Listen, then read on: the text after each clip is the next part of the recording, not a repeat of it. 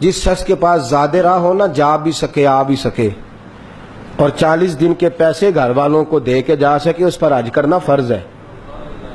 حج کرنا، اور میرے نبی پاک نے فرمایا اگر نہ کیا اور مر گیا تو فرمایا یہ نہ سمجھو مسلمان مرا ہے، یا یہودی ہو کے مرا ہے یا عیسائی ہو کے مرا ہے۔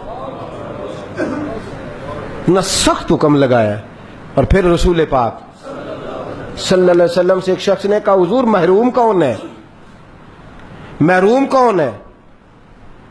کم نصیب اور بد نصیب کون ہے؟ تو کہتے میں نے صرف دنیا میں پوچھا تھا۔ میں نے کہا شاید جس کے بچے نہ ہو، اس کا گھر نہ ہو، اس کا کوئی سہارا نہ ہو، وہ بد نصیب اور کم نصیب ہے۔ تو میں نے کہا حضور کم نصیب بد نصیب محروم کون ہے؟ تو اللہ کے حبیب نے فرمایا میں تمہیں بتاؤں دنیا اور آخرت میں کون محروم ہے؟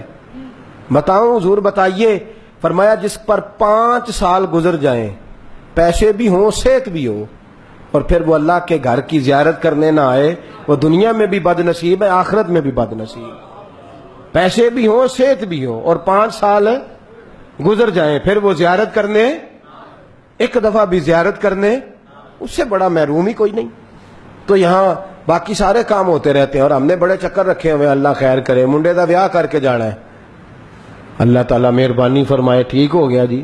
بچے کی شادی کرنا تو آپ پر فرض ہی نہیں، وہ تو بالغ ہو جائے تو خود اس پر فرض ہے کہ طاقت ہے تو نکاح کرے۔ توجہ ہے آپ حضرات کی؟ کس پر فرض ہے؟ والد کی ذمہ داری اس کو بالغ کرنے تک ہے، بالغ ہونے کے بعد باپ کی ذمہ داری نہیں ہے اس کا نکاح کرنا۔ ہاں اگر اس کے حصے کی دولت بھی باپ کے پاس ہے، عورت کو نان نفقہ دینا کس کی ڈیوٹی ہے؟ جی خاوند کے سورے دی، جی خاوند کی۔ تو اگر وہ دے سکتا ہے تو نکاح کرے، نہیں دے سکتا تو شریعت منع کرتی ہے، منع کرتی ہے اس کو۔ ہاں اگر اس کی وراثت پر ابا قبضہ کر کے بیٹھا ہو، وراثت نہ دیتا ہو، تو پھر میرے نبی پاک صلی اللہ علیہ وسلم نے فرمایا وراثت پر باپ قابض ہو گیا اور شادی نہیں کر رہا بچے کی، تو اگر وہ بیٹا گناہ میں مبتلا ہو گیا تو جتنا گناہ بچے کو ہوگا اتنا باپ کو بھی ہوگا، کہ تو صاحب بن کے بیٹھا ہے پیسوں پر، اسے دیتا کیوں نہیں کہ وہ خود آگے بڑھے اور اپنے لیے ضرورت کے اسباب جمع کرے۔ تو یہاں منع ہے۔ بہرحال یہ بات طویل ہو جائے گی۔ تو حج اور عمرہ جو کرنے نہیں جاتا باوجود اسرت کے، پتہ ہے حضرت عبداللہ ابن مسعود کیا فرماتے ہیں؟ آپ فرماتے ہیں جس پر حج فرض تھا اور وہ کرنے نہیں گیا اور اگر مر گیا تو میں اسے مسلمانوں کے قبرستان میں دفن نہیں ہونے دوں گا۔ مسلمانوں کے قبرستان میں دفن نہیں ہو سکتا، بھاگ جائے، اس لیے کہ اسرت بھی تھی، آسانی بھی تھی۔ یہاں باقی سارا کچھ ہمیں دکھایا جاتا ہے، بتایا جاتا ہے۔ شادیوں پہ کیا، یہاں تک مجھے ایک صاحب کہنے لگے 55 لاکھ روپیہ میں نے بیٹے کے ولیمے پہ لگا دیا۔ ٹھیک ہے ہم اس کو حرام ناجائز نہیں کہتے، جائز پیسے ہیں، 55 کروڑ بھی لگائے تو منع نہیں ہے، لیکن اگر وہ شخص 2.25 لاکھ روپیہ حج کی اپلیکیشن بھی جمع نہ کرائے تو پھر تو اعتراض ہے کہ نہیں؟ پھر شکوہ ہے کہ نہیں؟ بھئی یہاں ہم لوگ باقی کے جب اخراجات کرنے ہوتے ہیں تو سب ٹھیک ہے، یہاں تک کہہ دیتے ہیں یہ سامنے والا پلاٹ بڑا ضروری تھا، میں نے کہا لے لوں، یہ لے لوں پھر اگلے سال جاؤں گا۔ حد ہو گئی ہے بھائی، جو تیرے اوپر رب کریم نے فرض کیا ہے کام اس کو پہلے کر، تو مستحبات کے پیچھے پڑا ہوا ہے۔ بچے چھوٹے ہیں، بڑے ہوں گے، اللہ تبارک و تعالیٰ ساتھ ساتھ اسباب بھی پیدا فرمائے گا۔ اور اپنے محبوب کی زبان پر کامل یقین کامل رکھ کہ جو حج عمرے پہ پیسہ خرچ ہوتا ہے اللہ اسے اضافے کے ساتھ واپس فرما دیتا ہے، اللہ اضافے کے ساتھ وہ واپس کر دیتا ہے۔ تو حج عمرے کی کثرت اگر کسی کو توفیق ہو، نہ ریاکاری، وہ بات میں نے بڑی شروع میں عرض کر دی، نہ ریاکاری ہو نہ دکھلاوا ہو، اور نہ ہی بات چھیڑے تو یہ کہے کہ جب میں 7ویں دفعہ گیا نا عمرہ کرنے، گالی یہ تو شروع کر دیں تو میں 7ویں باری گیا نا، میں کہا چلو یہ تو پتہ لگ گیا تو ہی 7 کیتے نے، اب اگلی بات بھی بیان کریں، سمجھ آ گئی ہے؟ اور نہیں جی بڑیاں موجاں سن اسی تے اوتھے سا ہر ہفتے جائیدا سی، میں کہا بالکل صحیح ہے، بڑی موج سی تہاڈی، کہ اللہ کا شکر ہے، اس کی رحمت ہے، وہ کرم نوازی کرتا تھا اور رحمت فرماتا تھا تو میں اس کی بارگاہ میں حاضر ہوا کرتا تھا۔ یہ انداز تکلم اللہ کو پسند نہیں ہے جو ہم اختیار کر لیتے ہیں۔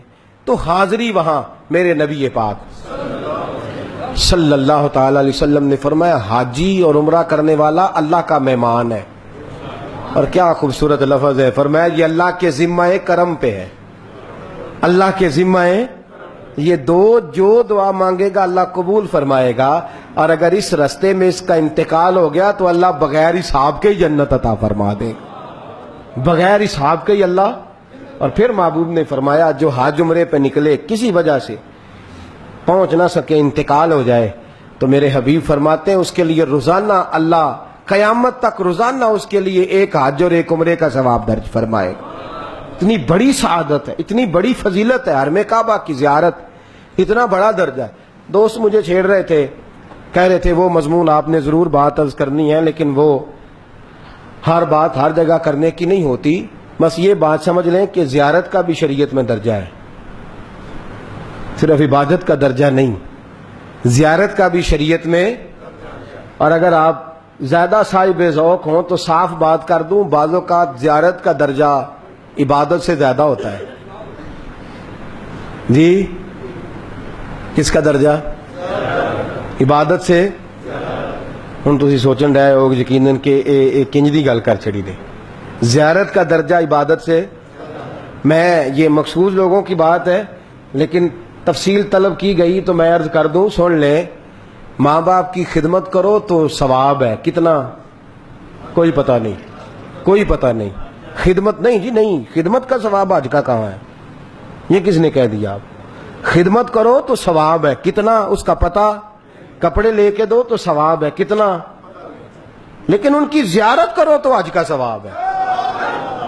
نہیں سمجھتے حضرات بات. لفظ جو حدیث میں ہے، محبوب نے فرمایا ماں باپ کا خوش ہو کے چہرہ دیکھ تو اللہ تجھے کامل آج کا ثواب عطا فرمائے گا. خدمت کی بات نہیں، کس چیز کی بات ہے؟ بولو. تو یہ اس بات کو سمجھیں، زیارت کا درجہ بعض اوقات عبادت سے بھی زیادہ ہے. صوفیات تو کہتے ہیں ہمیشہ زیادہ ہے، اہل تصوف کہتے ہیں ہمیشہ زیادہ ہے. ماں باپ کی خدمت پر ثواب ہے اور خوش ہو کے دے. اس مطلب ہے کئی ابے نو کور کے بھی ویندے ہون گے، اسی لیے تو حضور نے فرمایا خوش ہو کے دیکھنا ہے. ابا جی جدو کام دار چھڑیا یا مرضی دے خلاف کوئی کام کر چھڑیا تو ادو میرا مطلب ہے کچھ لوگ خوش ہو کے دیکھتے. اسی لیے تو کہا نا خوش. حضرت انس بن مالک کہتے ہیں صحابی بڑے سیانے تھے، کہنے لگے حضور اگر 2 دفعہ خوش ہو کے دیکھ لے تو حج سال میں دوسرا ہو سکتا؟ حج نہیں دوسرا، وہ سال میں اگر 2 دفعہ دیکھ لے تو حضور نے فرمایا اللہ 2 حج کا ثواب دے گا. اس نے کہا حضور 3 دفعہ تو حضور مسکرائے، فرمایا یار 3 دفعہ بھی اللہ دے دے گا. کہا 4 دفعہ، حضور کھل کے مسکرائے، فرمایا تو 100 دفعہ ماں باپ کو خوش ہو کے دیکھ، اللہ 100 حج کا ثواب عطا فرما. تو کس کا درجہ زیادہ ہوا؟